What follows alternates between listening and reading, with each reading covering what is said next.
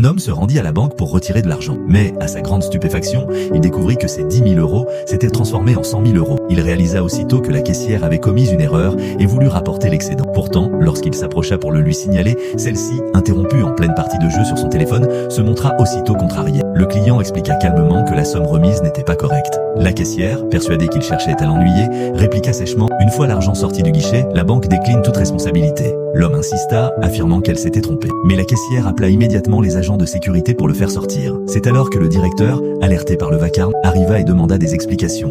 La caissière tenta de se justifier en prétendant que le jeune homme cherchait querelle. Mais le directeur la réprimanda avec sévérité. Elle passait trop souvent son temps à jouer au lieu de travailler, ce qui provoquait des erreurs et de multiples plaintes de clients. Il l'avertit une dernière fois. À la prochaine faute, vous serez licencié. Redoutant que son erreur soit découverte, la caissière coupa aussitôt la parole à l'homme et déclara au directeur « Cet individu est juste un admirateur que j'ai repoussé et il vient me harceler ». Le directeur la crut et lui laissa gérer la situation avant de repartir. La caissière menaça alors l'homme, exigeant qu'il quitte immédiatement l'agence, sinon elle lui causerait de sérieux ennuis. Mais celui-ci persista. Elle lui avait remis trop d'argent et s'il restait, c'était uniquement par sens de l'honnêteté. Elle ne le crut pas et le prit pour un perturbateur. Voyant son entêtement, l'homme finit par céder et s'en alla. À peine franchissait-il la porte qu'un avocat l'interpella. Celui-ci lui expliqua qu'il avait tout observé, lui donna sa carte et l'avertit. Tôt ou tard, la banque chercherait à récupérer cet argent. Il ajouta qu'il méprisait lui aussi les pratiques douteuses de cette agence et qu'il était prêt à aider l'homme à garder légalement la somme afin de leur donner une leçon. Quelques jours plus tard, l'homme retourna à la banque pour interroger la caissière au sujet de son retrait. Elle soutint encore qu'il cherchait uniquement à semer des ennuis